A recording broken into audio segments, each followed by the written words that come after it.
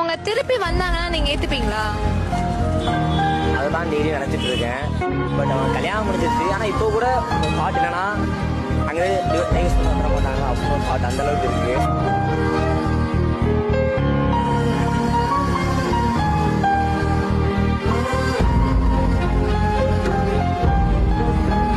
இப்ப நீங்க லவ் பண்ண போறீங்க அப்படின்னா உங்ககிட்ட என்ன எக்ஸ்பெக்டேஷன் இருக்கு உங்களுக்கு?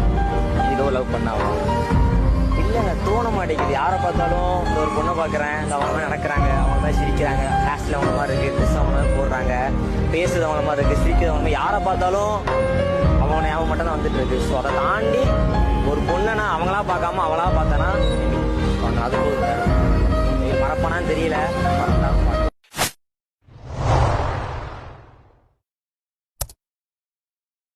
ஆட்டோ பின்னாடி எழுதலாம். நீ தேடி போறது உனக்கு கிடைக்கலனாலும் உன்னை தேடி ஒரு சில விஷயம் வரும், அதை வச்சு வாழ அப்படின்னு